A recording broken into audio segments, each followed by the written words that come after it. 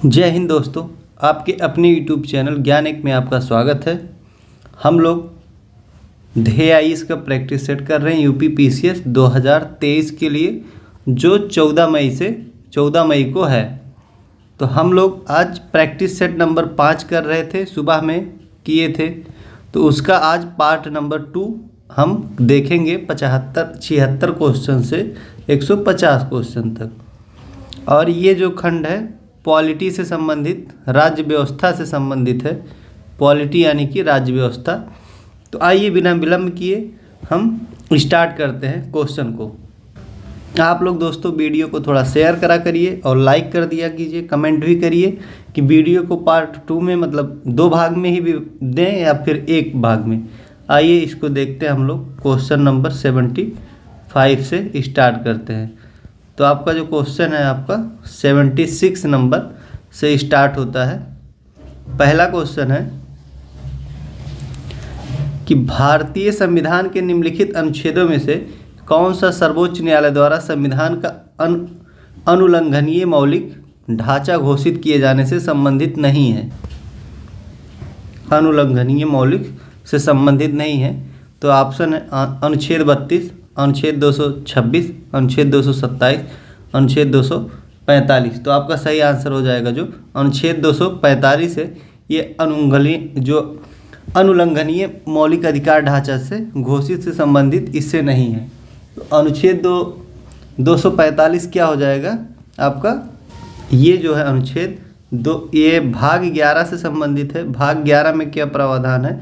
भाग 11 में संघ राज्य के विधायी शक्तियों का प्रावधान किया गया है और इसमें अनुच्छेद जो है 245 से लेकर 255 तक दिया गया है। आपको पता है कि अनुच्छेद 32 मौलिक अधिकार है।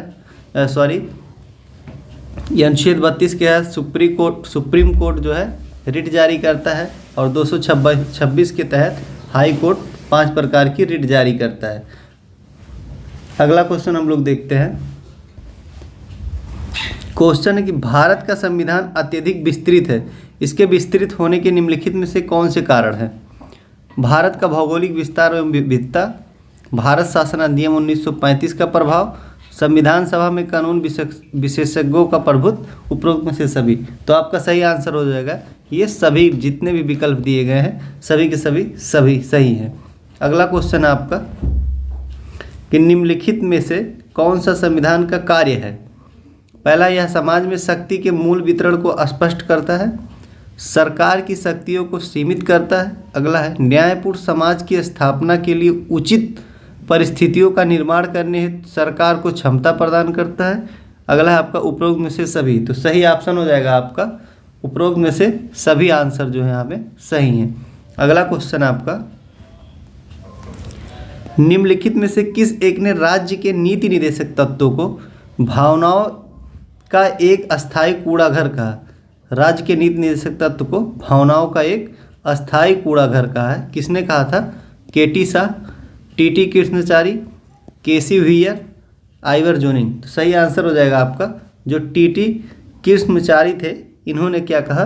उद्देश्य हमारे जो डीपीएसपी है यानी कि राज्य के नीति निर्देशक तत्व, इसको क्या बोला था कि यह एक भावनाओं का जो एक अस्थायी कूड़ाघर। अगला क्वेश्चन देखते हैं।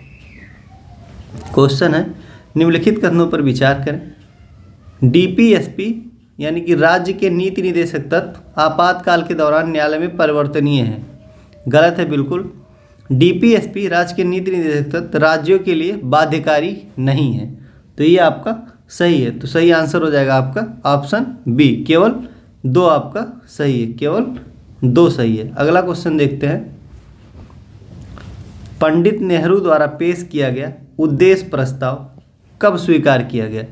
13 दिसंबर 1946 को, 26 जनवरी 1950 को, 22 जुलाई 1947 को, 22 जनवरी 1947 को। तो आपका सही आंसर हो जाएगा इसमें क्या हो जाएगा? सही आंसर 22 जनवरी 1947 को जो है इसको स्वीकार किया गया था। और अगर हम बात करें इसको पेश कब किया था नेहरू जी ने, तो इसको पेश किया था इन्होंने 13 दिसंबर 1946 को इसको इन्होंने संविधान सभा में पेश किया था। आपका अगला क्वेश्चन है निम्नलिखित युग्मों में से कौन सा एक सही सुमेलित नहीं है?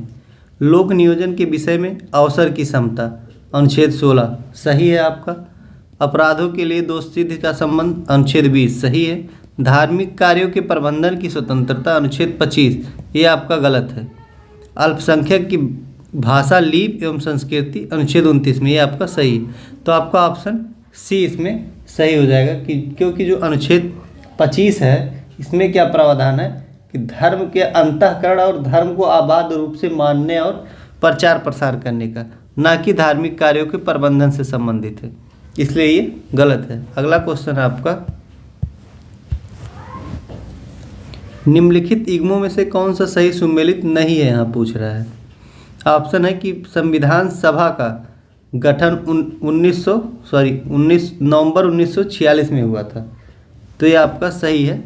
उद्देश्य प्रस्ताव का पेश होना 11 दिसंबर 1946, ये आपका गलत है। अगला, प्रारूप समिति का गठन 29 अगस्त 1947 सही है। संविधान सभा की पहली बैठक 9 दिसंबर 1946, तो ये सही है। जबकि यहाँ कह रहा है उद्देश्य प्रस्ताव का पेश होना 11 दिसंबर 1946, ये गलत है। ये 13 दिसंबर को नेहरू जी ने पेश किया था, जबकि जनवरी में 22 जनवरी 1947 को इसको ग्रहण किया गया था। अगला है, संसद के सदन की बैठक में गढ़पूर्ति यानी इसी को कोरम बोलते हैं, कोरम आवश्यक होती है। यह कुल सदस्य संख्या का कितना होता है? तो यह 2/3, 1/10, 1/3, 1/2। तो आपका सही आंसर है 1/10। 1/10 जो है कुल सदस्य संख्या का कोरम में होते हैं। अगला क्वेश्चन देखते हैं हम।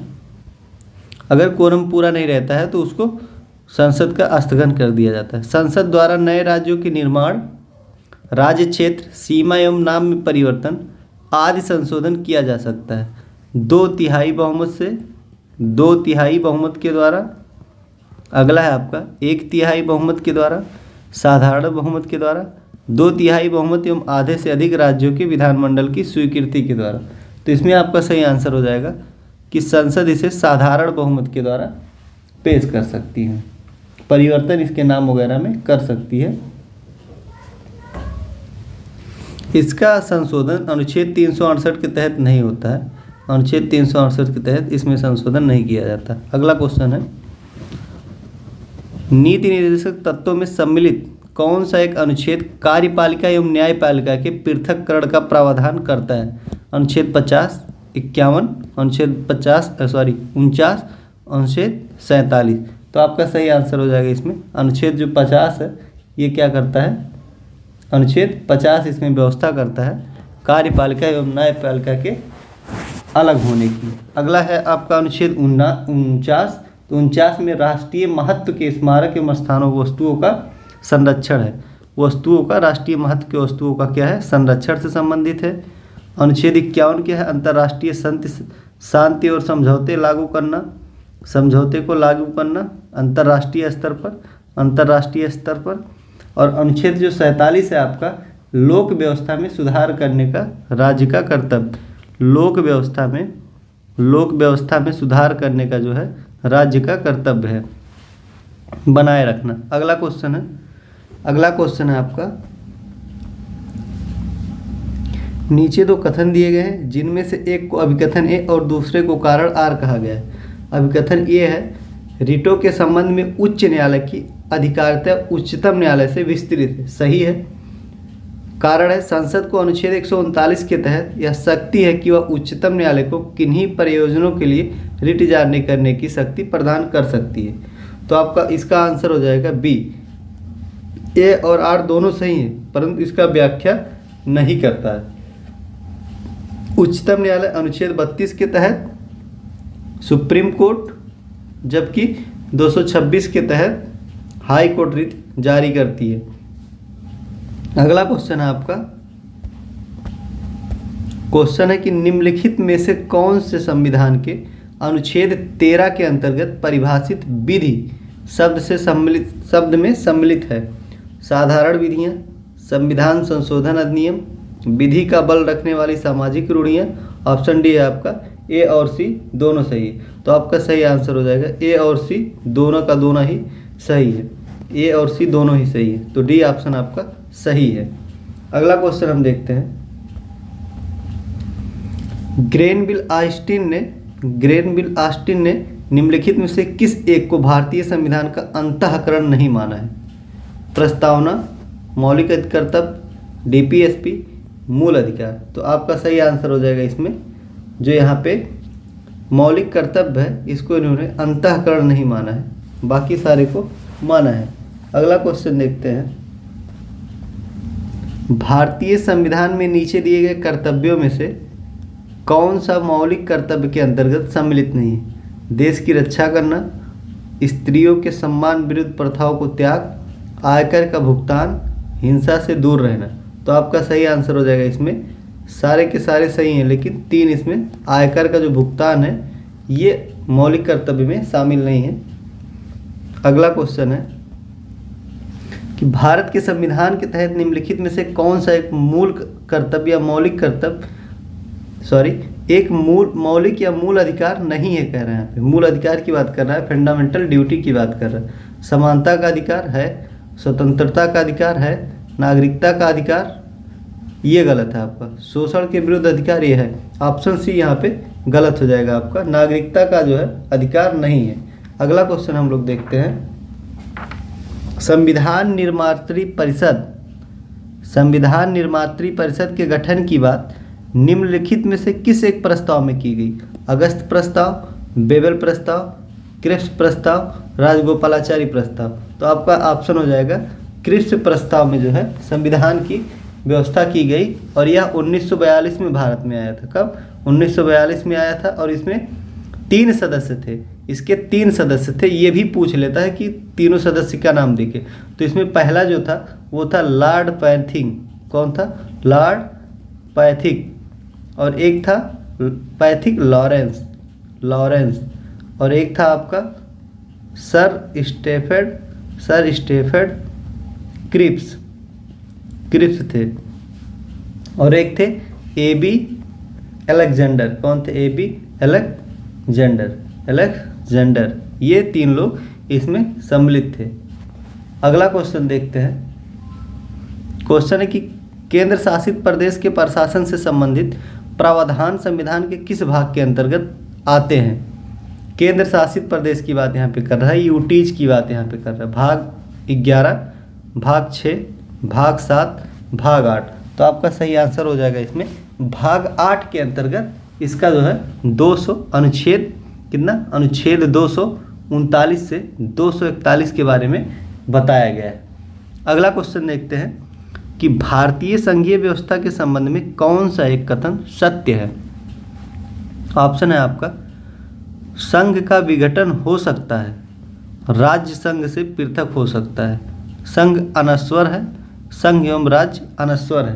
तो सही ऑप्शन आपका हो जाएगा इसमें सी, संघ अनश्वर है। ये ऑप्शन क्या है? सत्य है। भारतीय संघ व्यवस्था के अनुसार अनश्वर की मतलब कि जो राज्य है इससे अलग नहीं हो सकते, इसी को अनश्वर बोला गया। अगला क्वेश्चन है आपका कि निम्नलिखित में से कौन सा एक राज्य के नीति निदेशक सिद्धांत का उद्देश्य नहीं है? यहाँ पूछ रहा है, ध्यान रखना। ऑप्शन है आपका लोक कल्याणकारी राज्य की स्थापना करना, सामाजिक आर्थिक न्याय की समानता स्थापना करना, एक धार्मिक राज्य की स्थापना करना, इनमें से कोई नहीं। तो आपका सही आंसर हो जाएगा इसमें सी, धार्मिक राज्य की स्थापना करना। ऐसा इसमें कुछ भी नहीं कहा गया, बाकी सारे आंसर सही हैं। अगला क्वेश्चन है आपका कि निम्नलिखित युग्मों में से कौन सा एक सही सुमेलित है? शासन प्रणाली है और आवश्यक गुण है। संघात्मक शासन प्रणाली, शक्ति विभाजन, ये आपका क्या है? सही है। और कैबिनेट शासन प्रणाली, सामूहिक उत्तरदायी, जो कि भारत में है, भारत में यह है, सही है और ये भी भारत में है। अगला है अध्यक्षात्मक शासन प्रणाली, शक्ति पृथक्करण, ये भी सही है और ये कहाँ पे है? तो ये अमेरिका में अध्यक्षात्मक शासन प्रणाली है। और ऑप्शन आपका डी है, सभी सही सुमेलित हैं, तो ऑप्शन डी आपका सही हो जाएगा। अगला क्वेश्चन देखते हैं हम लोग। वर्ष 1934 में संविधान निर्माण के लिए आधिकारिक रूप से संविधान सभा की मांग की गई थी, जिसकी पुष्टि कांग्रेस की फैजपुरी अधिवेशन 1936 में की गई थी, जिसकी अध्यक्षता यहाँ पे ... कौन किसके द्वारा किया गया था? जवाहरलाल नेहरू, राजेंद्र प्रसाद, सुभाष चंद्र बोस, अबुल कलाम आज़ाद। तो आपका सही आंसर हो जाएगा इसमें जो यहाँ पे जवाहरलाल नेहरू थे, इन्होंने फैजपुर अधिवेशन 1936 की अध्यक्षता की थी। अगला क्वेश्चन देखते हैं यहाँ पर। कह रहा है निम्नलिखित में से कौन सा एक उपबंध साधारण बहुमत से संशोधित नहीं किया जा सकता है? नागरिकता, 8वीं अनुसूची, राज्यों को कार्यपालिका का शक्ति, नए राज्यों का निर्माण। तो आपका सही ऑप्शन हो जाएगा जो राज्यों के कार्यपालिका की शक्ति है, ये साधारण बहुमत के द्वारा नहीं किया जा सकता है, इसे विशेष बहुमत के द्वारा किया जाता है, मतलब 2/3 से। अगला क्वेश्चन है आपका, प्रस्तावना के संबंध में कौन से कथन सत्य हैं? इसकी प्रकृति न्याय योग्य नहीं है, इसका संशोधन नहीं किया जा सकता है। तो आपका जो इसमें सही हो जाएगा ऑप्शन ए, मतलब केवल एक सही है, न्याय योग्य नहीं है, जबकि दूसरा जो कह रहा है इसका संशोधन नहीं हो सकता, ये गलत है। अगला क्वेश्चन है, और आपका अगला क्वेश्चन है जो ये है कि भारतीय संविधान में शोषण के विरुद्ध अधिकार के अंतर्गत निम्नलिखित में से कौन सा सम्मिलित है? मानव देह व्यापार और बालात श्रम का निषेध, अस्पृश्यता का अंत, अल्पसंख्यक के हितों की रक्षा, कारखानों एवं खदानों में बच्चों के मजदूरों की निषेध। तो आपका इसमें सही आंसर हो जाएगा 1 और 4 सही है, बाकी इसमें गलत है। इसमें पूछ रहा है शोषण के विरुद्ध अधिकार में मानव देह व्यापार बालात श्रम, ये आपका सही है, और कारखानों एवं खदानों में ये आपका दोनों सही है। तो ये जो है आपका मानव देह व्यापार जो है ये अनुच्छेद 23 में दिया गया है। किसमें? तो ये अनुच्छेद 23 में दिया गया है, और कारखाने वाली बात जो इसमें बताई है तो ये अनुच्छेद 24 के अंतर्गत इसका प्रावधान है। और संविधान में शोषण के विरुद्ध सिर्फ 2 ही अधिकार हैं, अनुच्छेद 23 और 24, शोषण के विरुद्ध यही 2 अनुच्छेद दिए गए हैं। अगला क्वेश्चन है आपका कि निम्नलिखित देशों में से कौन सा एक संघात्मक शासन प्रणाली नहीं है? आप पूछ रहे हैं स्विट्जरलैंड, यूनाइटेड किंगडम यानी कि ब्रिटेन, कनाडा, संयुक्त राज्य अमेरिका। तो सही आंसर हो जाएगा आपका जो यूनाइटेड किंगडम है उसमें संघात्मक शासन प्रणाली नहीं। इसके अंतर्गत 3-4 देश आते हैं, जैसे आप देखेंगे चीन में भी नहीं है, फ्रांस, इन सब के अंतर्गत, और कई देश हैं जिसके अंतर्गत है, तो ये भारत, ऑस्ट्रेलिया, जर्मनी, ये सब हैं। अगला क्वेश्चन है आपका नीचे दिए गए कथन, नीचे 2 कथन दिए गए हैं जिनमें से एक को अभिकथन ए और दूसरे को कारण आर कहा गया है। अभिकथन है संघीय राज्य के लिए द्विसदनीय व्यवस्था अत्यंत आवश्यक है। कारण है ये राज्यों की समानता के सिद्धांत का परिपुष्टि करता है। तो इसमें सही आंसर हो जाएगा आपका ए और आर दोनों ही सही हैं, और तथा आर ए का सही व्याख्या करता है। अगला क्वेश्चन है आपका कि राज्यपाल अपने क्षमादान की शक्तियों का प्रयोग करता है अनुच्छेद 160 के तहत, 161 के तहत, अनुच्छेद 162 के अंतर्गत, अनुच्छेद 164 के अंतर्गत। तो आपका सही आंसर हो जाएगा अनुच्छेद 161 के तहत जो है ये राज्यपाल अपने क्षमादान की शक्ति का प्रयोग करते हैं। ये मृत्यु दंड को और मार्शल लॉ का जो है कोई भी इसमें प्रावधान नहीं कर सकते, कोई भी इसमें टचिंग, मतलब मार्शल लॉ है तो भी नहीं ये कर सकते कोई भी उसमें कार्य, उसमें सिर्फ राष्ट्रपति कर सकता है। जबकि अनुच्छेद 72 के तहत राष्ट्रपति की क्षमादान है, क्षमादान है किसकी? राष्ट्रपति की। राष्ट्रपति की क्षमादान किसके तहत है? तो अनुच्छेद 72 के तहत। अगला क्वेश्चन है निम्नलिखित में से किस अनुच्छेद के अंतर्गत संसद के नागरिकता के संबंध में विधि बनाने की शक्ति प्रदान की गई? किससे? नागरिकता, अनुच्छेद 5, अनुच्छेद 11, अनुच्छेद 12, अनुच्छेद 13। तो सही आंसर हो जाएगा अनुच्छेद 11 के तहत जो है नागरिकता से संबंधित जो नियम बनाने का अधिकार संसद को दिया गया है। अगला क्वेश्चन है आपका, क्वेश्चन है कि निम्नलिखित में से किसको या किनको अनुच्छेद 21 के अंतर्गत अनुच्छेद 21 के उल्लंघन के अंतर्गत सम्मिलित किया जाता है यदि किसी अभिव्यक्ति पर मुकदमा चलाने में राज्य असाधारण विलंब करता है। अगला है किसी प्रमाणित पागल को कारावास का दंड दिया जाता है यदि किसी नागरिक को पासपोर्ट अनिश्चित काल के लिए जब्त कर लिया जाता है। और अगला है उपरोक्त में से सभी। तो आपका सही आंसर हो जाएगा इसमें जो उपरोक्त में से सभी ऑप्शन इसमें सही हैं। अगला क्वेश्चन देखते हैं क्वेश्चन है, निम्नलिखित संवैधानिक संशोधन में से कौन सा एक लोकसभा एवं राज्य विधानसभा में अनुसूचित जातियों एवं अनुसूचित जनजातियों के आरक्षण से संबंधित है? अनुच्छेद क्या पूछा इसमें? संशोधन की बात यहाँ पे कर रहा है, संविधान संशोधन। तो आपका है 19वां संविधान संशोधन, 78वां संविधान संशोधन, 89वां संविधान संशोधन और यहाँ पे 75वां संविधान संशोधन। तो आपका इसमें सही आंसर हो जाएगा जो यहाँ पे 19वां संविधान संशोधन के द्वारा इसकी व्यवस्था SC ST का राज्यसभा और लोकसभा में किया गया था, जो कि 104वां संविधान संशोधन 2019 में इसको ख़त्म कर दिया। इसको नहीं, 104वां संविधान संशोधन के द्वारा किसको ख़त्म किया गया 2019 में? तो आंग्ल इंडियन जो थे उनको, उनकी व्यवस्था ख़त्म कर दी गई। अगला क्वेश्चन है आपका,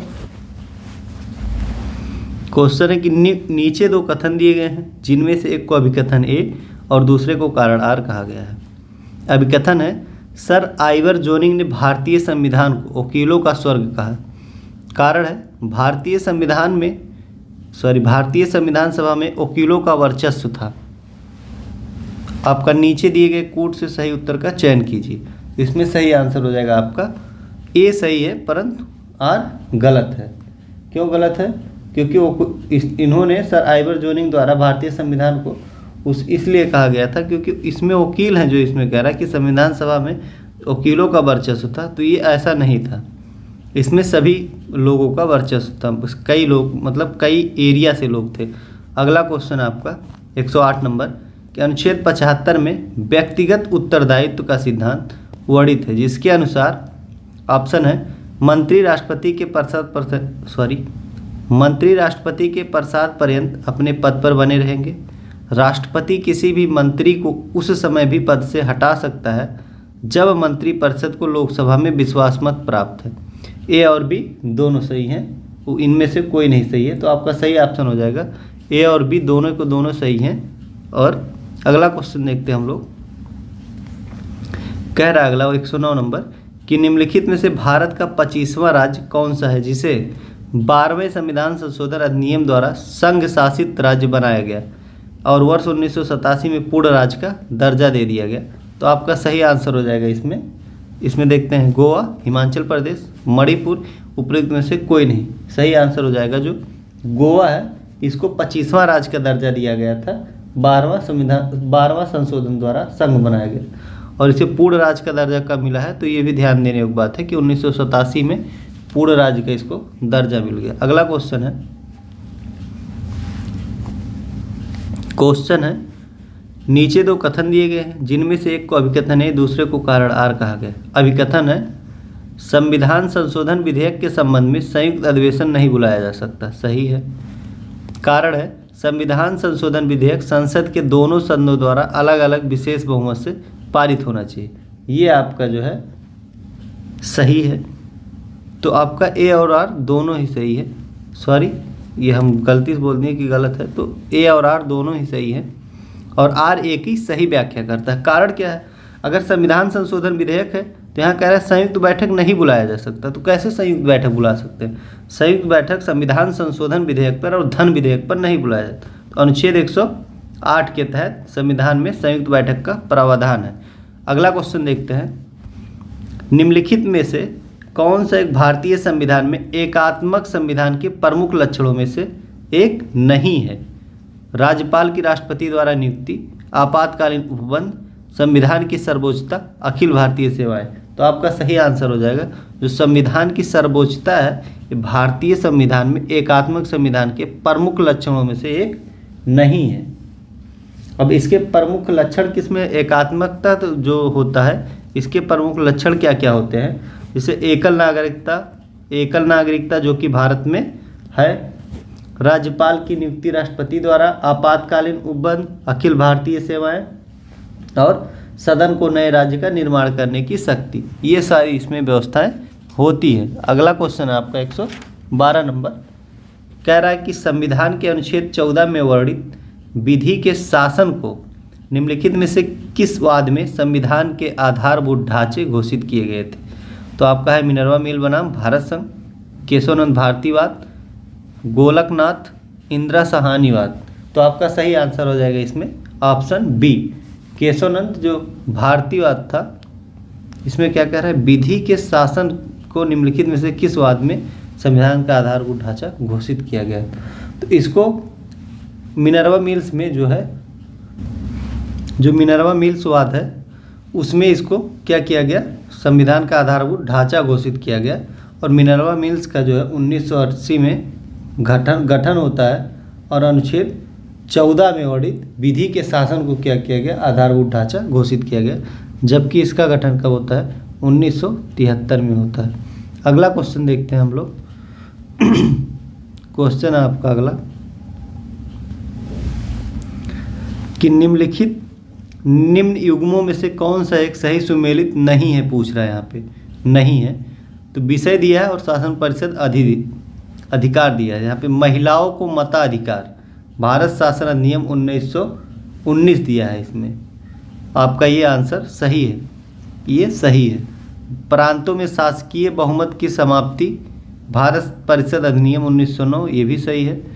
भारत परिषद की समाप्ति, भारत शासन अधिनियम 1919, ये आपका आंसर गलत है। जो भारत परिषद की समाप्ति कब होती है, तो ये कब होती है, भारत शासन जो अधिनियम था, भारत शासन एक्ट 1935 के द्वारा इसकी समाप्ति होती।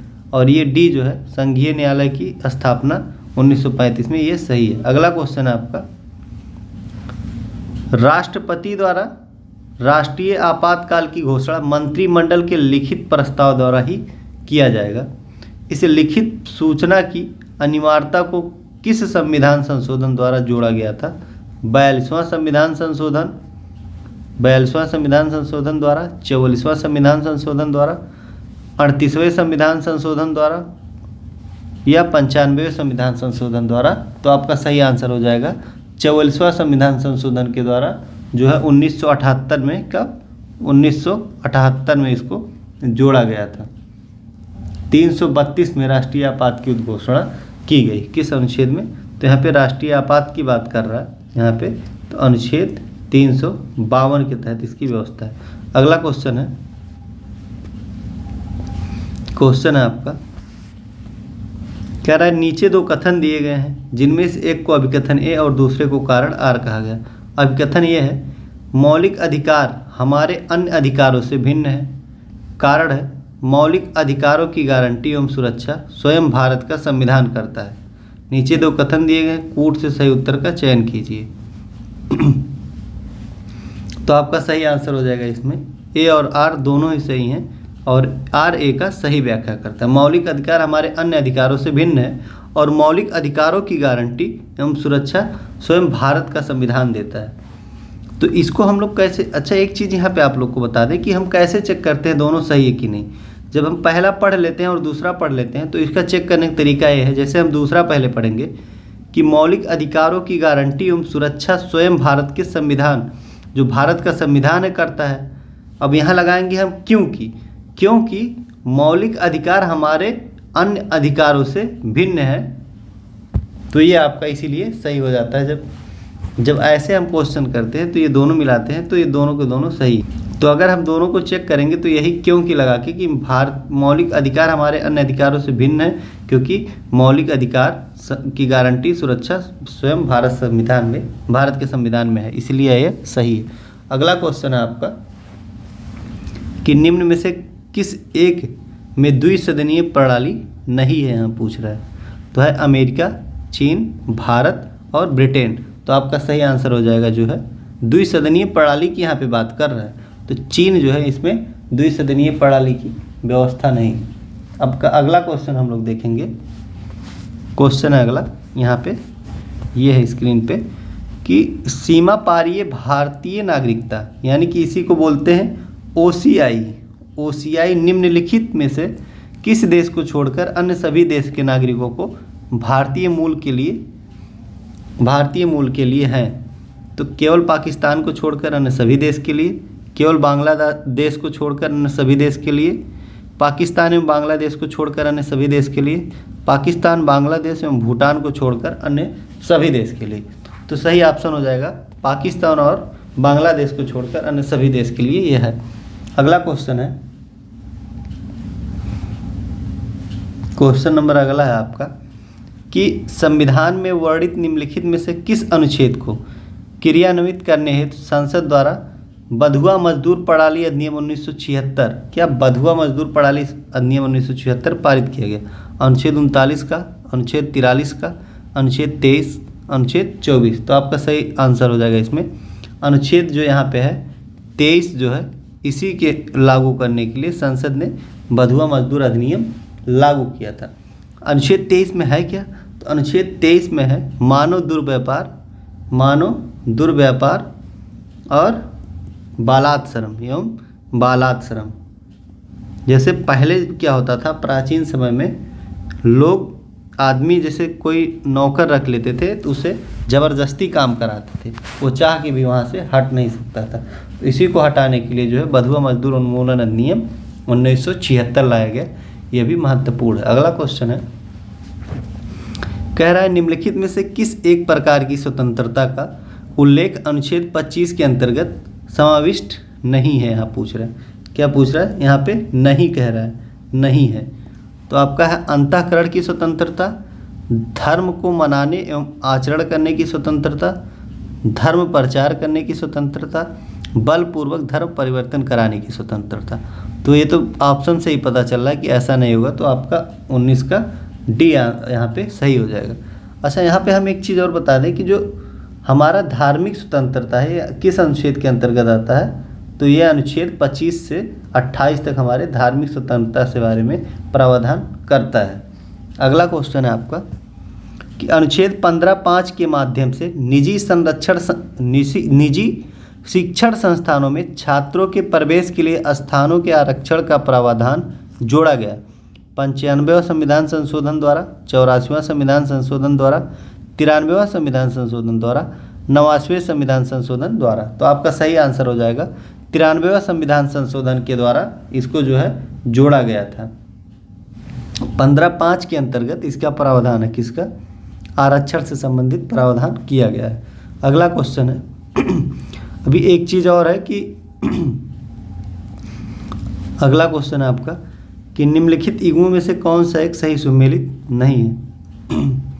अनुच्छेद है और राज्य 371H अरुणाचल प्रदेश, 371J कर्नाटक सही है, 371E सिक्किम ये गलत है, 371E सिक्किम के बारे में प्रावधान नहीं करता है, बल्कि किसके बारे में प्रावधान करता है? तो ये असम के बारे में प्रावधान ई पूछ रहा है, सॉरी 371E की बात यहाँ पे कर रहा है। तो 371 का जो ई है ये किसके बारे में प्रावधान करता है?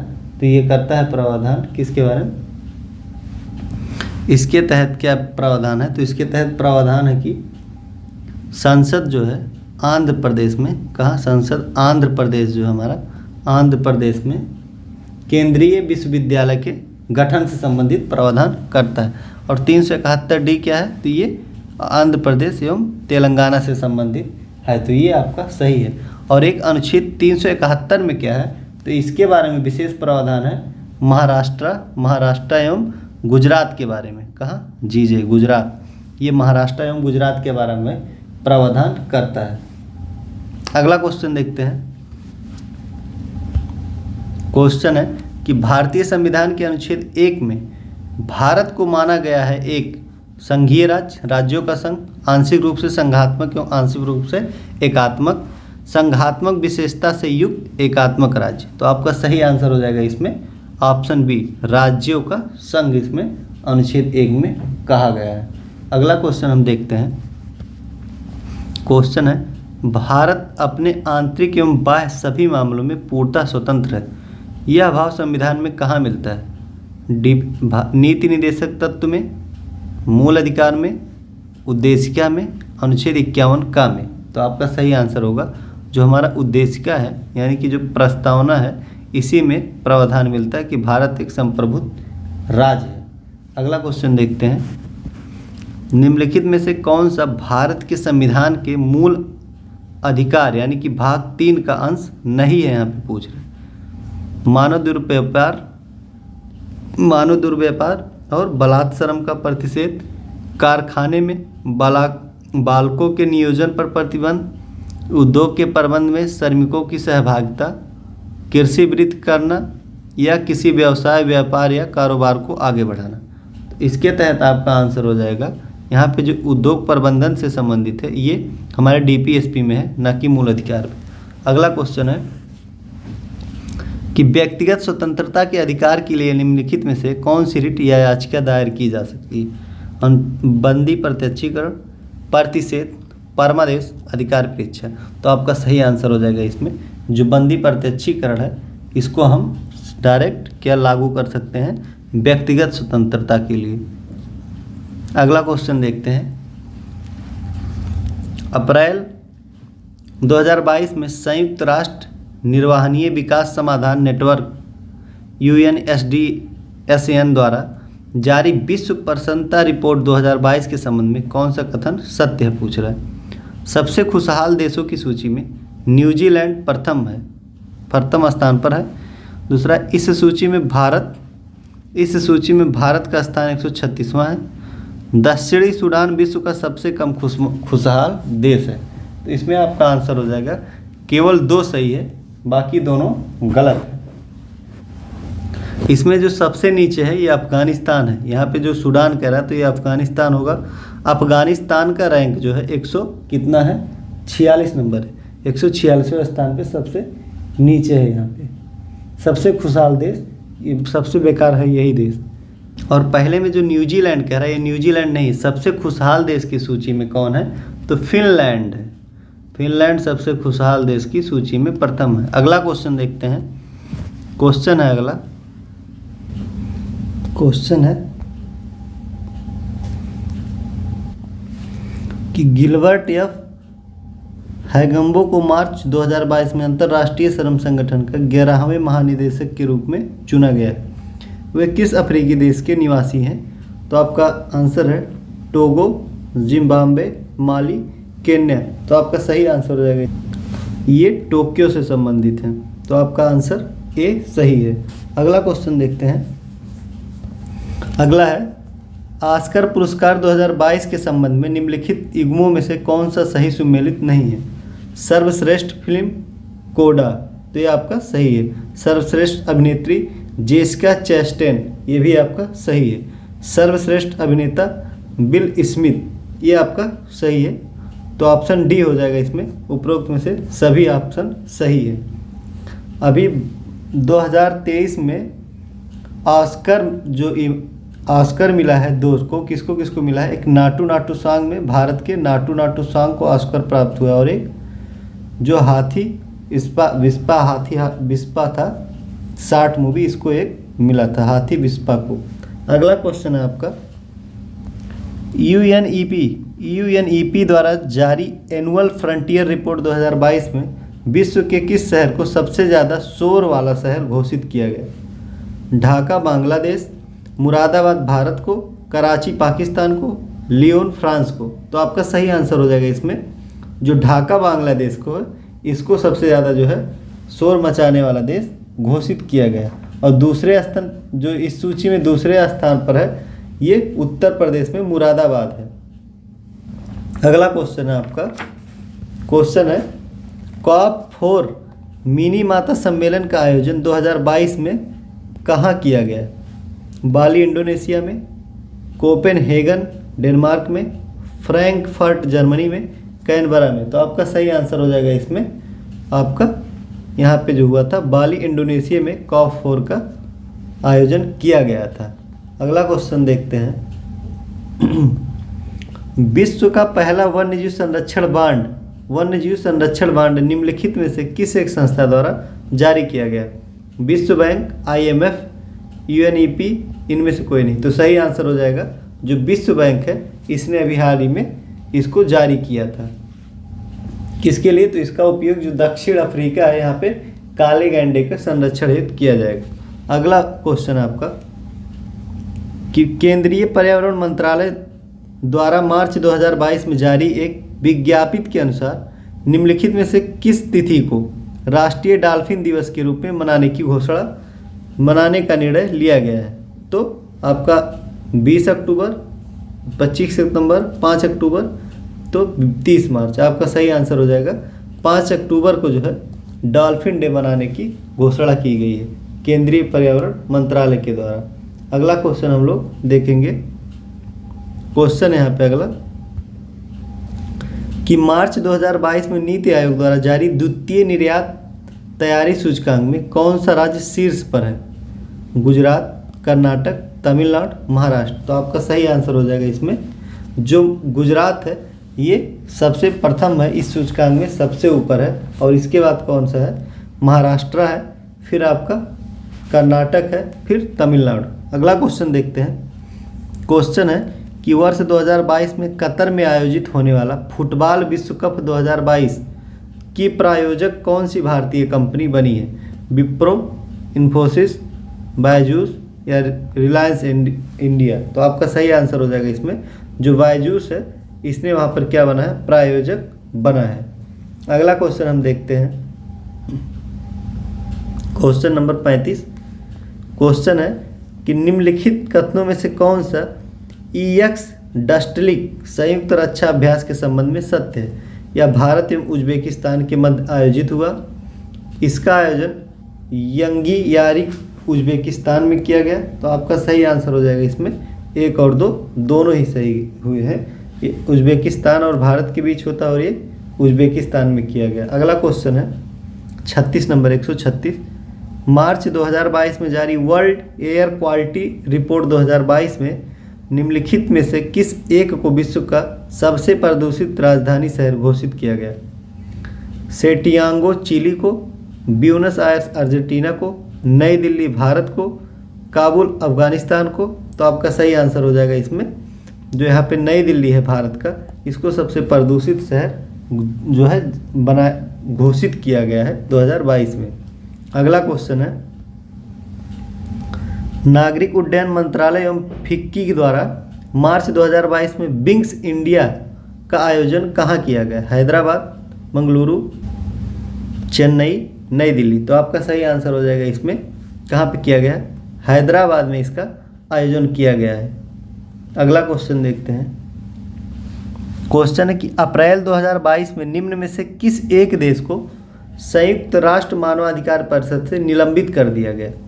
ईरान, क्यूबा, रूस और यहाँ पे है उत्तर कोरिया। तो आपका सही आंसर हो जाएगा इसमें रूस को जो है संयुक्त राष्ट्र मानवाधिकार से निलंबित कर दिया गया है। इसके पीछे बहुत सारे कारण भी हैं क्योंकि रूस और अभी यूक्रेन का युद्ध बराबर चल रहा है, यही सब कारण इसमें है। अगले क्वेश्चन है। क्वेश्चन है कि देश के प्रथम आर्टिफिशियल इंटेलिजेंस और रोबोटिक टेक्नोलॉजी पार्क का उद्घाटन 2022 मार्च में कहाँ किया गया?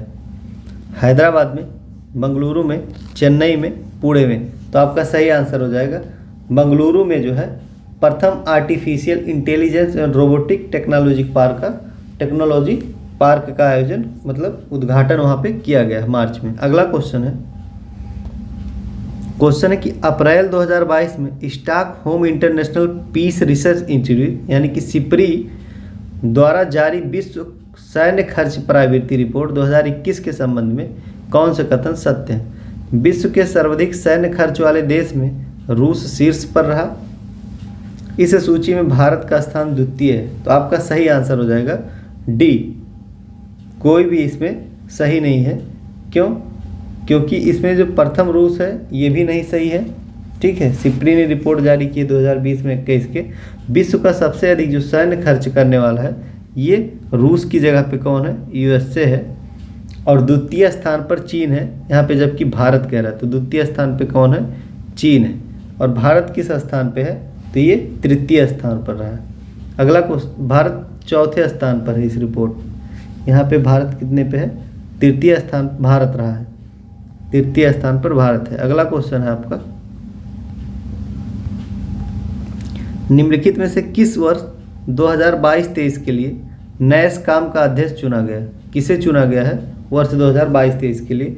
विजय चंद्र घोष को, कृष्ण रामानुज को, सचिन गांगुली को, सौरभ चट्टोपाध्याय को। तो सही आंसर हो जाएगा इसमें जो कृष्णम रामानुजा को, इनको 2022-23 के लिए नैसकॉम का जो है अध्यक्ष चुना गया है।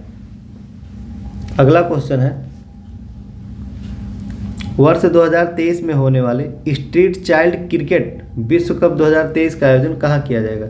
दक्षिण अफ्रीका, इंग्लैंड, भारत, दुबई। आपका सही आंसर हो जाएगा भारत में जो है स्ट्रीट चाइल्ड क्रिकेट विश्व कप 2023 का आयोजन किया जाएगा। अगला क्वेश्चन है, भारत की समृद्धि सांस्कृतिक विरासत को संरक्षित करने एवं इसे बढ़ावा देने के उद्देश्य से राष्ट्रीय संस्कृति महोत्सव के प्रथम चरण का आयोजन कहाँ किया गया? राजमहेंद्रम आंध्र प्रदेश, गांधीनगर गुजरात, वाराणसी उत्तर प्रदेश, जोधपुर राजस्थान। तो आपका सही आंसर हो जाएगा इसमें राजमहेंद्रम राजस्थान में जो है राष्ट्रीय संस्कृति महोत्सव का प्रथम चरण का आयोजन किया गया है। तो किस लिए तो यहाँ पे संस्कृति विरासत को संरक्षित एवं इसको बढ़ावा देने के लिए किया गया है। अगला क्वेश्चन देखते हैं, अमेरिकी थिंक टैंक हेरिटेज फाउंडेशन, कौन सा? हेरिटेज फाउंडेशन द्वारा जारी आर्थिक स्वतंत्रता सूचकांक 2022 में भारत का कौन सा स्थान है? 122, 121, 131, 136। आपका सही आंसर हो जाएगा 131वें नंबर पर भारत जो है आर्थिक सूचकांक में है। और यह जो है, अगला क्वेश्चन देखते हैं, और सबसे अगर लास्ट में देखेंगे तो उत्तर कोरिया आता है। अगला क्वेश्चन है आपका, क्वेश्चन है कि रेलवे अनुदान डिजाइन एवं मानक संगठन RDSI द्वारा ट्रेनों के संचालन में सुरक्षा को बढ़ावा देने के लिए यहाँ पे बात कर रहा है, किसको? सुरक्षा को बढ़ावा देने के लिए किस एक स्वदेशी प्रणाली की शुरुआत की गई? कवच, प्रहार, ढाल एवं समर। तो आपका सही आंसर हो जाएगा कवच का भी जो है हमारे रेल मंत्री जो थे इन्होंने अश्विनी वैष्णव ने अभी बैठकर खुद इसका जो है निरीक्षण किया था। अगला क्वेश्चन है कि 22 मार्च 2022 को मनाए गए विश्व जल दिवस के मुख्य विषय वस्तु थी भूजल अदृश्य को भूजल अदृश्य को दृश्य बनाना, जल है तो कल है, match the rain, valuing water. तो आपका सही आंसर हो जाएगा इसमें भूजल अदृश्य को दृश्य बनाना 2022 को जो है इसका थीम था। और यहाँ पे 22 मार्च 2023 का क्या थीम है? 22 मार्च 2023 में जो हुआ है उसका क्या थीम है? तो इसको भी देख लेते हैं। तो 2023 की जो थीम है, इसमें थीम है जल और स्वच्छता। क्या? जल और स्वच्छता संकट के समाधान में तेजी लाना, ये आपका 2023 का थीम है। अगला क्वेश्चन देखते हैं कि निम्नलिखित में से किस राज्य सरकार द्वारा देश के पहले चिकित्सा शहर स्थापित करने की घोषणा अपने राज्य में की गई है? मध्य प्रदेश, महाराष्ट्र, और यह है गुजरात, केरल। तो आपका सही आंसर हो जाएगा महाराष्ट्र ने जो है अभी एक पहला चिकित्सा शहर स्थापित करने की घोषणा की है। कहाँ पे की है? तो ये पुणे में किया है। कहाँ? पुणे में इसको किया है। और इसका नाम क्या होगा शहर का? तो होगा इसका नाम इंद्रायणी मेडिसिटी। क्या नाम होगा? इंद्रायणी मेडिसिटी इसका नाम होगा, मेडिसिटी। अगला क्वेश्चन है आपका, क्वेश्चन है निम्नलिखित महिला क्रिकेटर में से कौन सा एक अंतर्राष्ट्रीय क्रिकेट में 250 विकेट हासिल करने वाली प्रथम महिला गेंदबाज बनी है? तो आपका आंसर है Jhulan Goswami, Ellyse Perry, Sarah Taylor, Sana Mir. तो आपका सही आंसर हो जाएगा इसमें ऑप्शन, यहाँ पे झूलन गोस्वामी ने जो है 250 विकेट से अधिक क्या ली हैं अंतर्राष्ट्रीय क्रिकेट में, ICC में। अगला क्वेश्चन है कि मार्च 2022 में देश के सबसे बड़े EV चार्जिंग स्टेशन कहाँ पर स्थापित करने की घोषणा की गई? गुरुग्राम हरियाणा, सूरत गुजरात में, देहरादून उत्तराखंड में, मेरठ उत्तर प्रदेश में। तो आपका सही आंसर हो जाएगा जो गुरुग्राम हरियाणा है, यहाँ पे सबसे बड़ा चार्जिंग स्टेशन निर्माण करने की घोषणा की गई। अगला क्वेश्चन है आपका 150 नंबर और अंतिम क्वेश्चन, भगवान बुद्ध की शयन मुद्रा में विश्व की सबसे ऊंची लंबी प्रतिमा का निर्माण कहाँ किया जा रहा है? कुशीनगर में, सारनाथ में, लुम्बिनी में, बोध गया में, तो आपका सही आंसर हो जाएगा बोध गया में। बोध गया कहाँ पे है? तो बोध गया जो है बिहार में है। ये विश्व की सबसे लंबी मूर्ति होगी, यहाँ पे स्थापित किया जा रहा है। इसका उद्घाटन 2023 में हुआ है, फरवरी में। तो ये आपका सही आंसर है।